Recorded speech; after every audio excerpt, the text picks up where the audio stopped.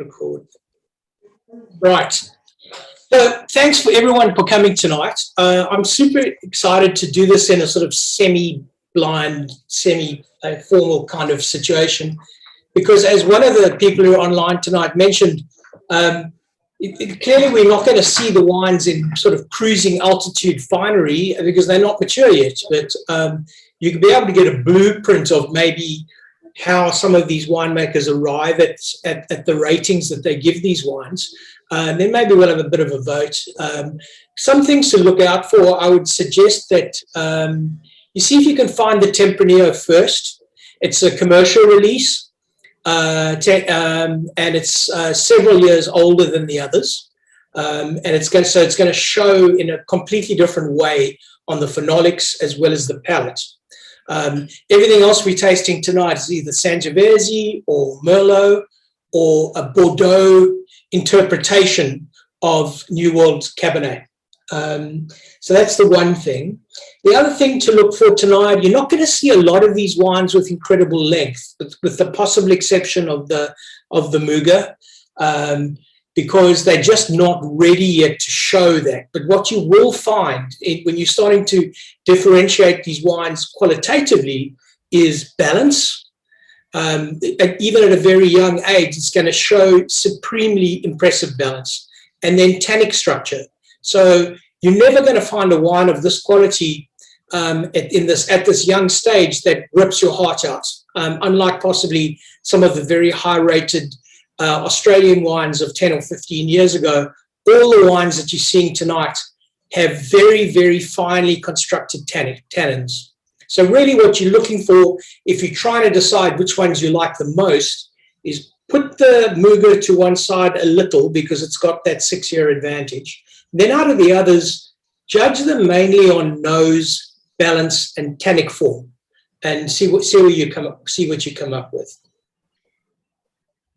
So I would start with smelling them all, I would suggest.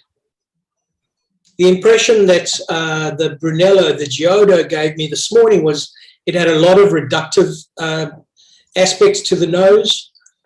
We really worked the wines over, and I suspect it's not going to be there now. I think it was just a manifest of something very, very soon in the process of opening it up.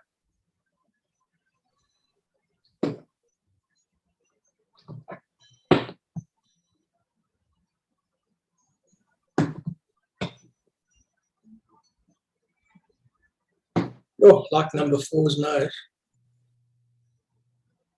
I think that might be the best nose of all of them so far.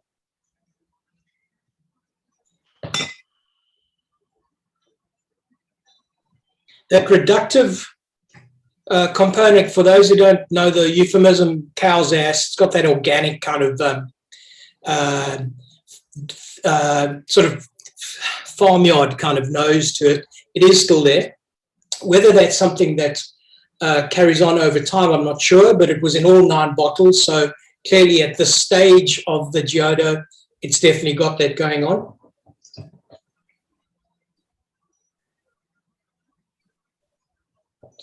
If you're looking for the Bibi Graetz, the Testamatta 18, that one's going to show you quite a lot of dried herb, sage,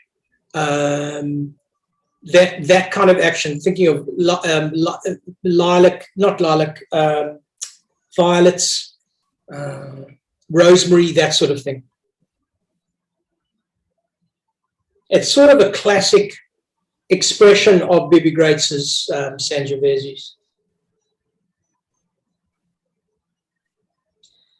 The other interesting thing that we're looking at tonight is a Merlot from Galatrona, and the Brunello from Giodo are both made by the same guy, Carlo Ferrini, who is one of the most respected contract consultants for wines in Italy. He also makes Casanova and Mazzei, both of which we had in the 16 vintages. So I doubt we're going to see a style, because Carlo makes a big deal about being an old school Sangiovista. His primary love is Sangiovese, and that's what he's produced tonight in one of his wines. But under contract, he makes the Merlot for Galatrona, which is also really, really high rated. Galatrona is 98 points from Suckling. The Giodo is 100 points.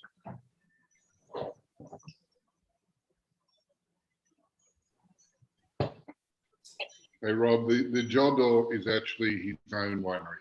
Yeah. But quite recently, from what I can read, he bought an established vineyard, I think, and made it his own not so terribly long ago. Yeah, he's got some in Sicily now, and also some in the Etna Rosso. The Etna Rosso, yeah. All right, I'm going to dive in now. For me, the nose on 5 is quite subdued, like the nose on 6 and on 4. Right, agree. 5 and 6 definitely subdued. Yeah. So, Robert, I'm not sure if I missed something, but which one's which? Oh, we don't know yet. I'm doing it blind. So what I'm trying to really do is just focus in on the qualitative things, and then we'll can see. Quite a lot of freshness in number 2, which is quite appealing.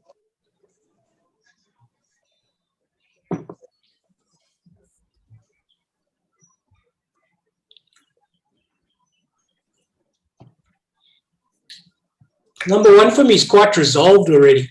It's a 2018 vintage, and it's already showing a lot of resolution. I'm not sure if that's a factor of heat, a hot year, but for me, it's showing quite a bit already. It's also got a creaminess in it, which I quite like.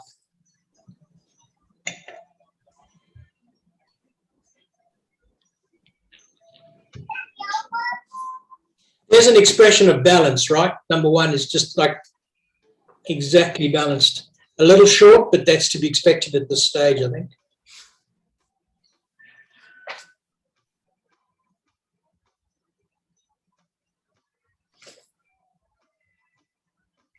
Really like number 2. I don't like the smell. Any ideas on where you can see the Cabernets? There's 2 of them here, Cabernet dominant Bordeaux blends, both from South America.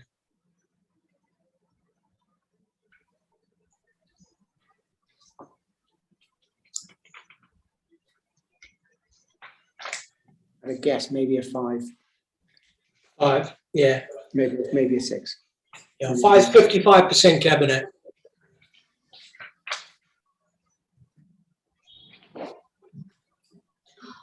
Six isn't a Cabernet, but there is another one in the rest of the pack somewhere. My guess would be number 2, actually. Yeah, that's the second Cabernet. Nice. 72% Cabernet. Wow, that's high. For me, quite different expressions of the fruit, right? Yeah. That might be a function because the second, third, and fourth varietals that are put into those blends are quite different. And so I suspect that they're having quite a role to play in the final product. It's actually what you're finally getting to at the end is a very different experience, albeit starting with this, predominantly the same Cabernet. Is the number 4 the Rioja, Robert? No. No? No. Got to tell you, the Rioja is not showing the way I expected it to. It was far more irascible when I first opened it this morning.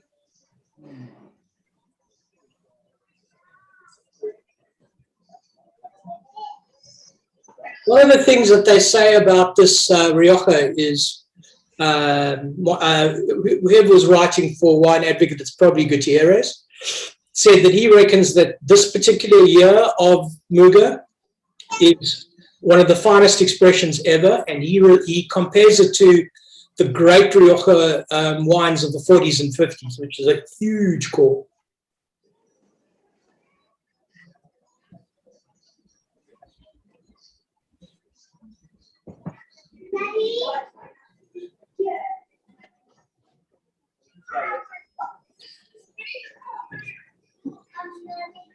One of the other things was when Suckling gave the Rioja its 99 points, he also rated it the third best wine in the world for 2019's review. Lou, did they make it 12, Muga? Do we know yet? Because it's only in exceptional years, right? Yeah, good question. The current release is 11. Yeah. Certainly they'd make it 14. Just Guys, yeah. sorry. Can I Yeah. interrupt here? Yeah. Sorry to be a pain in the backside. That's right. We can't find anywhere where Yeah. we have a list of the things we're No. drinking. No, sorry, Mark. I should have. You probably missed the intro. We're doing these blind, and then we're going to do a vote for what we think is the best. And so at the moment, we're narrowing the wines down by country and varietal.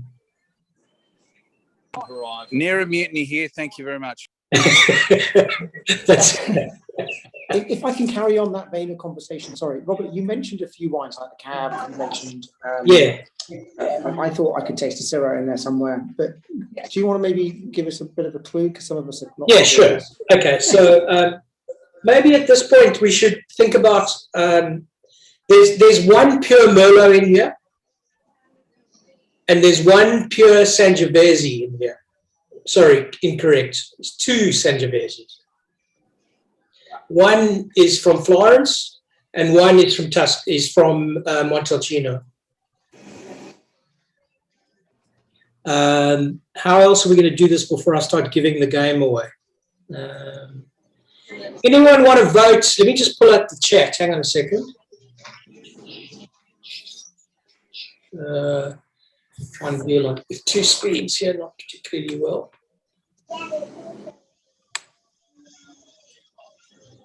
Let me just try and find the chat. Hang on. Right. So, Adrian, we're trying all of them. No, number 4 is not a Sanjo. In fact, I was going to maybe we want to see if we can find the Muga. Any votes for number 1 being the 11 Muga Gran Imperio? Seeing one there, James? One of the things that's going to define where the Muga sits is it's very, very highly polished tannins. So it's a split. It looks like a split room. They meet on the Muga. Looks like we got 2 votes for 3. No more advances. Number 1, 1, 1. Jerome, what number? 1? Yeah. Okay, number 3 is the Muga. That might help you narrow down where you can find the Cabernets now. For me, the Muga is showing quite muted on the nose, but it's certainly delivering palate-wise. Getting sort of fennel, a lot of herby action, and that very, very highly polished tannin is there. I think also it's one of the best ones for length out of the lineup, for me anyway. Let's see if we can find the Cabernets now. Votes for 1 Cabernet. Votes for 2 Cabernet. Cabernet dominant. So 2 votes. Votes for 3. 2. Yep, 2's one of the Cabernets. So now we know that one of them, number 1, we don't know what it is. Number 2, we know is a Cabernet. Number 3, we know is the Tempranillo. Out of 4, 5, and 6, which one would you place as Cabernet? And don't be beguiled by the Petrolo, which is 100% Merlot, and don't judge that Merlot by consequence of French Merlot. It's a very, very specific style. Number 5 is the other Cabernet dominant. Number 4 is the Merlot. But wouldn't you agree that if you're tasting the Almaviva and the Sena, they're very, very different expressions, right, of Cabernet dominant blends?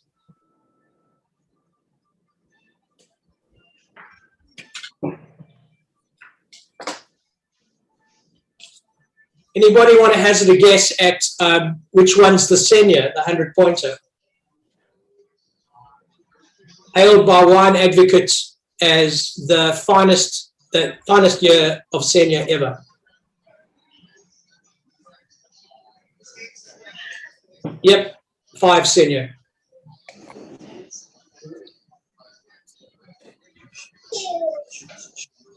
So the Merlot is number 4, the Galatrona. 2018, 98 points from Suckling. It's an expensive wine, but they only make 30,000 bottles. And also, I think everything Carlo Farini touches has a multiplication effect on it. It's also supremely well made. Lou, if you were to compare this to the Castellare, I think I prefer this, right?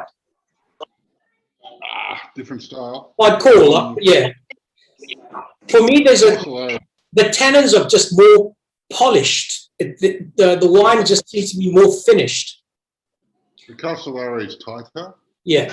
At least the stuff coming out of Tuscany is. Yeah. Whereas the Maremma is much broader. Yep. This is sort of some halfway house between the two, actually. Yeah, this seems to lean more towards a Matsei style for me. It's another one that he makes. So 1 and 6. 1 and 6 are 2 Sangioveses for the night. One of them is made by Carlo Farini, the other one's made by Bibi Graetz.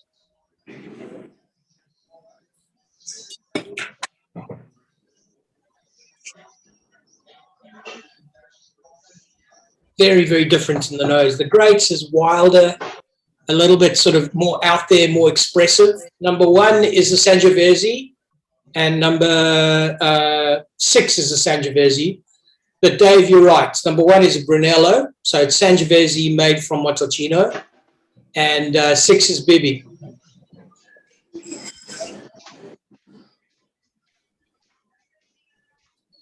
Very, very light colour in that number 1, right? That's why I thought Yep. it was Tempranillo. Yep, it really was. And in fact, you know, when I opened all of these earlier today, I had it further in the pack. I had it, and I thought, no, let me do it first because it just seems to be so much lighter and more resolved than the others. Yeah, I'm really surprised by that. Yeah. Do you get that reductive thing? Am I being a bit fussy? It's blown off in my glass. If it was there Okay. before, it's not there now. Right. I don't know if other people are getting it still. I'm not. Maybe it is a function of what he makes. I mean, certainly the Casanova doesn't show that expression. No, not at all.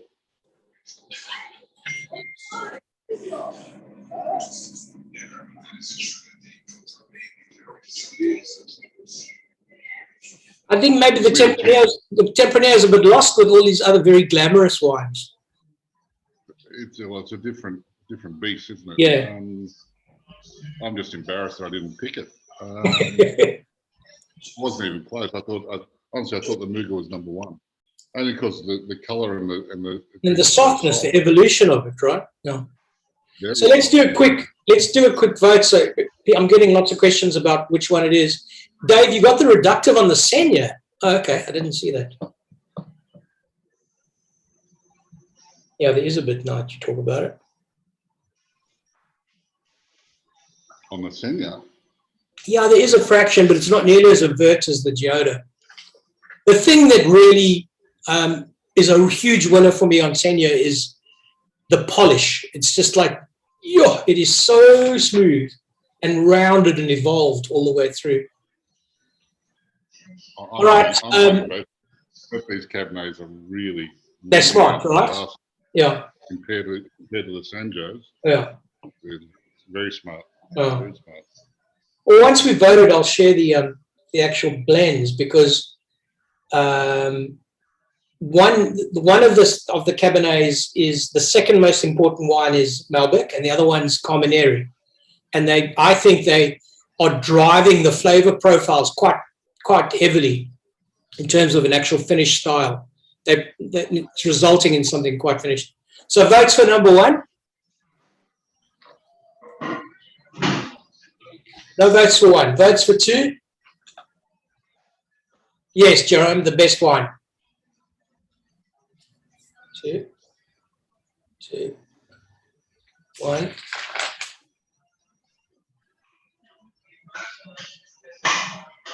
Any more? More for two? Votes for three? Two. Two. Three for Stephanie. Two more twos. Vote for four. More twos. Votes for five.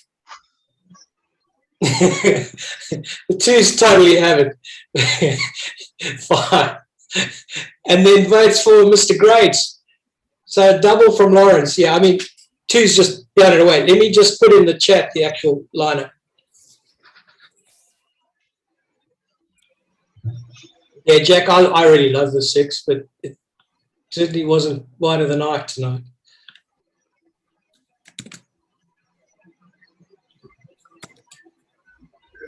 There you go.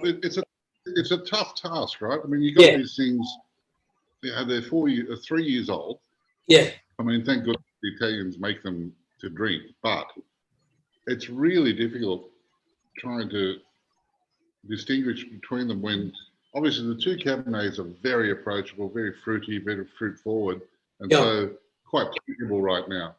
Whereas you look at the Bibi, and we know what that does over time. Mm. Yeah, what it turns into. It needs time to get all this shit together. Definitely. The Galatrona is new to me, so it's a bit of a mystery bag where that one's going to go. But again, Italian Merlot, bright, polished, powerful. You know, it's going to challenge the best French Merlot on the planet. It really will going forward. Whereas the Muga now, it's changed so much in the glass from when I first poured it already. It's become rounder, more earthy, and much more approachable. So I'm liking the Muga now a lot more than I did when I first tried it. So it's fascinating to see what these guys are doing, but I think the audience, just likes the forwardness of the fruit in the South America. Yeah.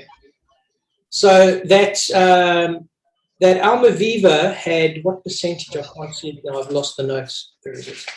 Almaviva had 19% Carmenere, and the Sena had almost the same in Malbec as the secondary wine underneath the Cabernet.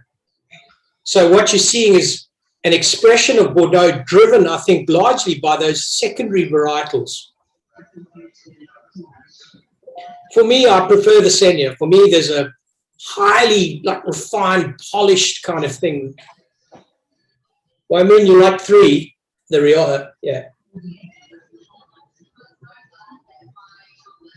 For me, I sort of get why Suckling gives that Sena those 2 extra points. I think it's for me anyway, the finish and the gloss on it is just supremely good. I think, Lou, it might be fun to throw down the Testamattas again, because I think we've got 10s through to this. It'd be quite fun to see how they're evolving. We've got some stuff coming in. But we should line up Bibi. Yeah.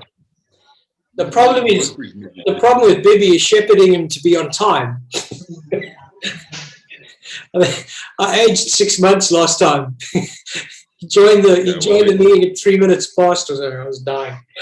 Well, he has to divide his time between his yacht and his private jet these days. Yeah. So, and his various mistresses, no doubt. But, for me, I think if you line up the 100 pointers, and we've got 1, 2, if you're going to be like really brazen about the 100 pointer thing, Sena takes it. Yeah, Mark 5 Sena. Just in terms of where it is right now, for me, the polish and the balance and the tannic structure is so detailed. I think it's just beautiful.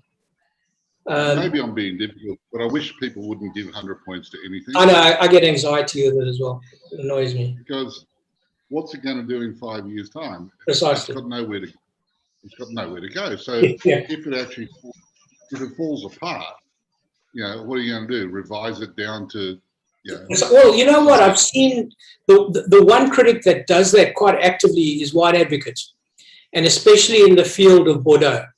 They look at something 3 and 4 times, and credit to them. It's in almost all South America, but not in the Almaviva. You're talking about the reductive thing, Mark? I think he is. And it's quite interesting because they're not scared of slashing a rating. They'll take something from 99 to 96. Right, Yeah. It's John here. Have you tasted a much older bottle of the Sena or not? Yes. I think yeah. they're fantastic, mate. I think 97, 98, something like that.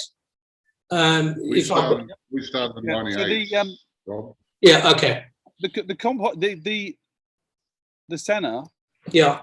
has like wet leaves, and it's a killer sign if you've got a South American Cabernet. You've always got these wet leaves, but Almaviva is so clean and pure that it doesn't get that out of the terroir. But mate, do you reckon that's a function of the Cabernet? No, I think it's South American terroir. It comes out in all kinds of red wines from South America. And Okay. you can spot it. You can spot them blind because as being from South America. Whenever you get that like wet leaves in the nose, Right. but Almaviva is an oddball because it's just not in there at all. It's super clean. So you can spot that 2 is Almaviva. If you were shutting your eyes and doing that blind, where else in the world would you put that? Because for me, it's too nuanced to be a Napa expression. It's not Napa because you never get that in the nose of Napa. In Napa, you get black tea and eucalyptus. I'm thinking maybe, I mean, I know it's a wild one, but Stony Ridge, aged Stony Ridge gives the black tea and that kind of softness about it. And it bloody well should do it, $400 a bottle. But there's that kind of a nuance that comes through in what he does there. But nowhere in ours, that's for sure. It's got that South American edge, is that like wet leaf, damp, almost composty edge to it. You get it. It's a consistent note in South American red wines. But what amazes me about the Almaviva is I wouldn't call that as young as 18. For me, it's just so approachable right now. You know, everything's in its place, and the length is far more expressive than I would have expected. For me, they've changed their winemaking, right? They've changed what they. Oh, really? Yeah. So because Almaviva, if you go back to 15, 16 years ago, they're much more classically styled, and they've changed to make it much more approachable in its youth. Got it. Now you can drink these. Yeah. They show beautifully with 2 or 3 years age. But go back to like 06s and 08s, and they're really classic, heavy duty structured wines. I'm all over this Galatrona. You know, it's interesting. I think the Matze was exactly the same price when we had it. Also Carlo's wine. But for me, this is so much nicer now than the Matze was. I think I've had one bottle maybe 4 or 5 months ago, sort of early this year. And for me, the Petrolo is just head and shoulders above Matze. What year is the Galatrona? 18. 18. Yeah, I mean, this is like killing babies. Yeah, for sure.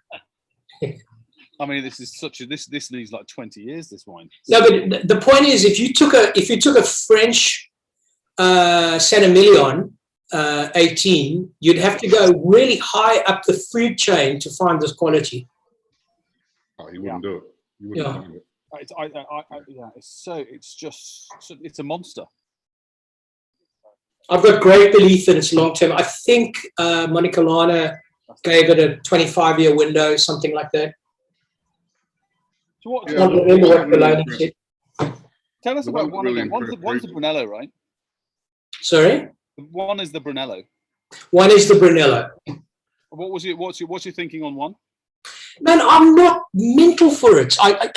It's the same lack of sort of I don't know. I'm looking for some star quality that deserves that massive rating from Suckling, and I'm just not feeling it personally. It's washed out. Okay. It's hard and washed out. I could think of 10 other Brunellos that I would lean into before that. Yeah. Just for myself. It's, and unless it's like in an early like shutdown phase. Yeah, precisely. Yeah. But it just feels hard and like and light. I'm not sure what motivated James to get that excited. When we look at this, you kind of wonder how much of it is this Farini star quality. Because, I mean, he brought it home for Casanova, 100 points, admittedly a completely different structured wine. I just don't see in that, it's not giving me a path at the moment. Anyway. So the Bibi is 6, is it? Yeah, the Bibi Graetz is 6. So I don't know anything about Bibi Graetz. 100% Sangiovese, the foothills of Florence. Yeah. He's kind of, if I've got it right, he's kind of into a mixture of ceramic and oak maturation. Okay. Ceramic, really? Okay. Yeah, some of the old school Sangiovestis are kind of accusing him of playing too much into the new expressions of Sangiovese and being too flamboyant, whatever you. But undoubtedly, to Lou's point, the Graetz really bring the bacon home 5 to 10 years after release. They really become extraordinarily good. And so I'm not surprised that it hasn't shown what the critics are saying about it now, because when I go back to 10, and I think 9 might have been the first one that I ever had, geez, they're amazing now. Yeah, this feels like a wine that's not ready but got loads of structure, which is waiting. It's just waiting. But it's got a hard dry backbone. It's got good acidity. This is just waiting. It's biding its time. Yeah, I mean the winning streak about it is the tannic form. It's just beautifully sculptured. You just know that it's going to wake up. It's just way too early. It'd be great if you. Yeah. I guess Rob past his future with someone like Bibi Graetz, but it does my head in how James Suckling or anyone else for that matter can look at this wine objectively and give it 100 points. Yeah. Well, in this case, it's James Allion. I think that Suckling himself gave it 98. I don't think Yeah, I'm right. The 100 points this time comes from Decanter, and Suckling gave it a spread. I think he gave it a 96-98 spread, something like that. So it'd be Jane Anson then. Yeah. She tends to like the lighter side of the palette, but even so, we know what Bibi Graetz does over time. Correct. But to give it full benefit of the doubt before it actually does it. Yeah. It's sort of like saying we're going to give you a gold medal at the Olympics because we know you're capable of winning, even though you haven't won the race. It's a bit. God bless them. I mean, obviously, there's points inflation happening amongst the critics of the world. Clearly. And the sad fact is that whoever prints the highest rating gets the most attention when it comes to retailers I do think it's a law of diminishing returns. I mean, for example, Jancis and Alan Meadows, for me, still remain the most conservative, bankable critics, for me anyway. There's never any emotional, rating something just because it's a good hair day. They seem to be consistently conservative. And for me as a marketer, I mean, if Bergheim gives something 93 points and you don't need a mortgage to buy the bottle, it's probably worth buying. I agree. Yeah. I agree. Suckling has certainly been a bit of a standout or an outlier in terms of the highest rating of almost everything. I'm looking at the 2020 on Premier Bordeaux campaign at the moment. Yeah. And he's the outlier every time. Oh, really? So it's all up through the roof? Well, no, he's always 2 to 3 points higher than Advocate and everyone else. So from a purely publishing perspective, that means he gets published more, right? Sure. Because and people like me will. Yeah, you'll get more airtime, you'll get more visibility. So it kind of, yeah, sort of makes sense. Got to be careful with that though, because I mean, you've met him, I've met him. He's pretty earnest about what he does, but he's now an outlier. There's no doubt about it. But Lou, there's Rags. I'm getting back to something which, why are we still listening to guys like Suckling and so on? I mean, now that the whole world's changed and that we have the ability to crowdsource opinion, why do we need all these guys? Because, Rags, there is a very large percentage of the population that has no belief or no self-belief in their own palettes. So they need third-party endorsement, and that's why. But I agree with you. I think it's eventually it's going to be a crowd sport, and it's going to be dictated by guys like Cellar Tracker and Vivino and platforms like that. We actually saw an expression of how popular opinion can actually drive a wine viral through Vivino last year, where all of a sudden I saw 4 Pinots, all out of Yarra Valley, suddenly moving at a multiple, and that was extraordinary. And so I wrote to the one guy and I said, you've never bought by far whatever the one it was. Why all of a sudden? He said, no, because you guys have got the top 5 highest rated Pinots in Singapore right now, as voted by Singapore people. And that's very powerful, Lou. I would rather be on a Singapore top 10 list of wines than possibly one of the, these zealots around the world that are tasting a wine once. So there's a strong argument to that democratization of critical belief. I think it's very relevant. You're right. The beauty of it is that it also evolves with every bottle that gets opened. There's a new opinion. So therefore, your assessment is current, it's up to date, as opposed to something you're looking at may have been opened 2, 3, 5 years ago. Yeah, and even accounting for the nutters, you'll still get some kind of a bell curve of popular opinion.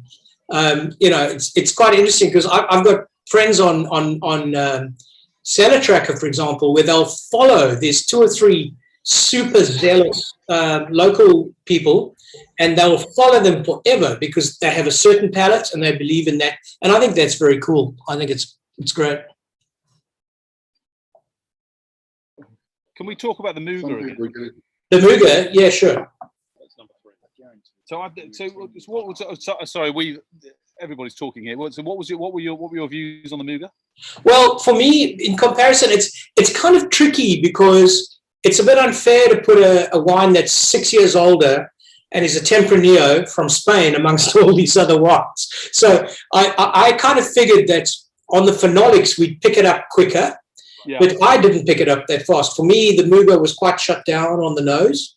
But the telltale, the tell with the Muga is the tannic, this kind of shiny tannic structure, flow, which is very, very evident in it. And with more and more time, I mean, my jar's been open for an hour and a half now, and it's just improving and improving. And I think that within half an hour, it's going to be in my top 3 as opposed to being in my bottom 3 at the beginning of the tasting. I struggle. Well, this has evolved. It's changed completely in the glass. Dramatically. But Lou, I wonder if it isn't because, we're tasting it amongst a field of Cabernet and Sangiovese. Maybe I'm liking it more because it's a spike amongst the rest, flavor-wise, You're difficult at the best of times. We understand. And contrarian. Don't forget contrarian. Yeah, I find the Muga. I just don't think it's controlled enough. Well, you think it's a bit over the top? It's just a bit fat. It just feels like it doesn't feel like there's enough structure in this wine to me. Oh, I've got the faith. I think I have the faith in this. Yeah, because Tempranillo is a different animal, though. I mean, it is a different animal. This thing will go 40, 50 years easily. You see, for me, the notes in this feel like there's too much ripeness, and it almost feels like it's getting the early stages of oxidation in it. Well, that's the problem with bloody Spanish summers, right? They're too hot. How do they control? It's a nightmare. And in fact, I would argue, mate, that more and more the finest wines in Spain are going to be Grenache and higher climate than Tempranillo out of Rioja. In fact, Wymoon's on tonight, and we did a tasting with, I can't remember the name of it, Wymoon, but it was a massively 99-pointer from Advocates.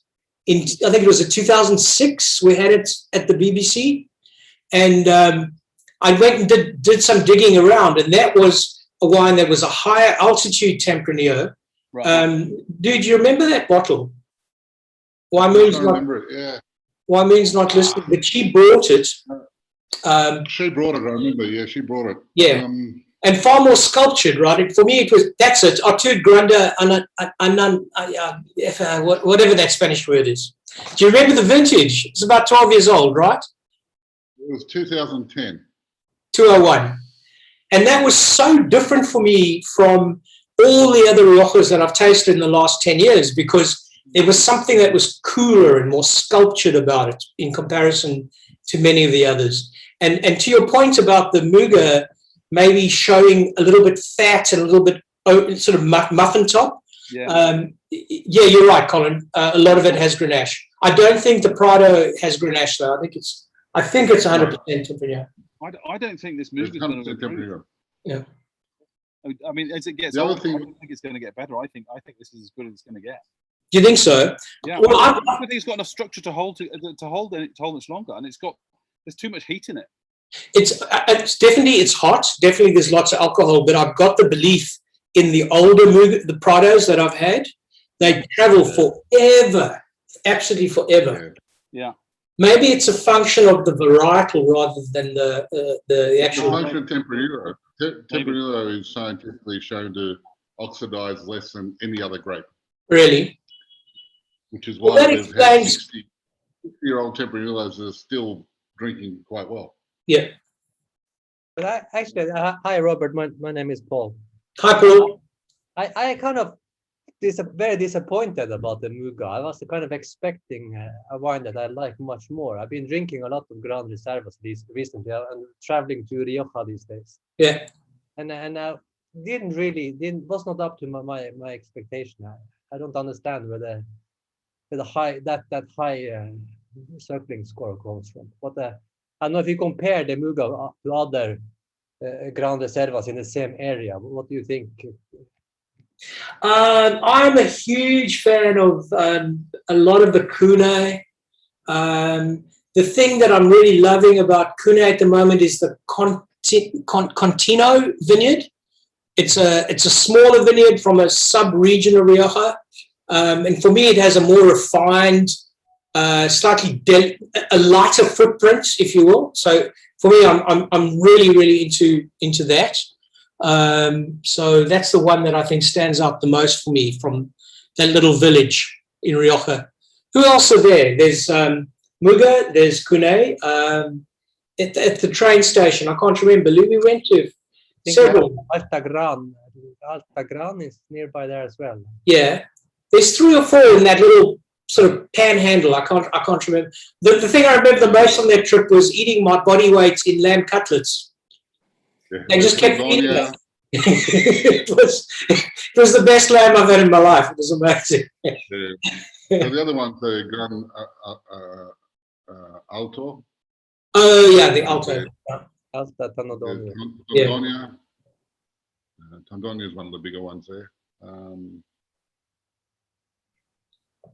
Can't think of the other ones at the moment. Yeah, I can't remember now. Thanks, Dave. Well, we're doing the best of Rhone 9 and 10 tomorrow night, but then we've got a client he's got a whole lot of 07 Barolos that he wants to do in this format. So I'll write to you guys about that.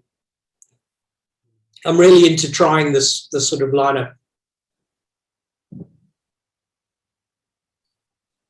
So we ended up with Almaviva, the most expensive wine of the night, being the absolute favorite by a country mile, with and without voting machines.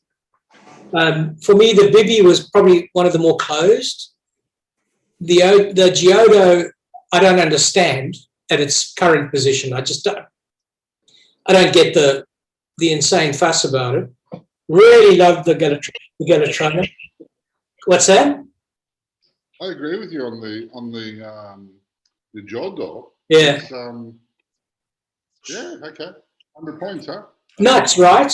But maybe it's one of these things that evolved, like the argument we made about Bibi Graetz, it's like impossible to see its true characteristic at this point. Then don't give it 100 points. Precisely. Yeah. In terms of value, it's interesting to see that the Muga is almost half the price of the Almaviva. That's a point. Maybe Joe should try tomorrow. Yeah, I agree, Alma. There's a lot of the sort of hipster millennial wine critics that are refusing to give a rating to a wine until it's day 3 of being open. They believe that it needs that 72 hours to oxidize to really show, especially when it's young. I'm a little afraid to try that. Oh, thanks for that. So it's 80% 10 and the rest Grenache, Graziano, Mazuelo. Okay. I'm not seeing much Grenache in that, but yeah.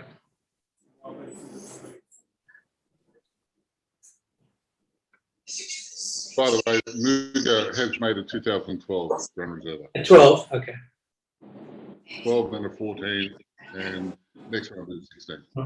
Jerome, I agree it's tricky, but it's kind of cool because it sharpens the palate a little bit, right? I think it's really cool. Just sort of see things stand out like that. I really love doing this kind of thing. So, so we've got some evolving thoughts now that the lamb chops have arrived.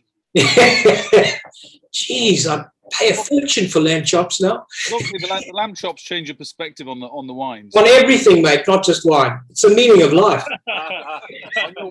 So, most improved wine after lamb chop is number 6. That's an excellent award. That's just just exceptional. I love that. Improved wine after lamb chop. I mean, number 6 totally makes, because number 6 is not easy to drink in this company because it's structured. You know, it's got a great solid tannic backbone. Quite tannic, yeah. It comes out a little bit too dry when you've got these, crowd pleasers again. Yeah. I agree. Suddenly, then you put something, you put some fatty meat in alongside it, and it all makes sense. All that structure just comes out.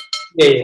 Totally agree. Especially with Italian wines, right? Because they've always made with a mind to pairing it with food. But on that point, I think we should maybe write to the authorities and say there should be a new category: best wine with a lamb chop. No, it's a given. I'm gonna get onto the geniuses in Italy immediately. We would never have bought Muga if we hadn't had those lamb chops. Precisely.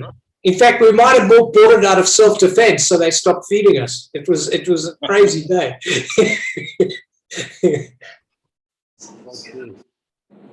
And Jack, I agree. I think that 6 is just opening, but I'm going to definitely figure out a way we can do a vertical of this Testamatta because it's quite magical how it gets to this kind of nexus of maturation and just has a whole different characteristic. Whole different point of view eventually. I mean, I have a confession to make about the Bibi though. Like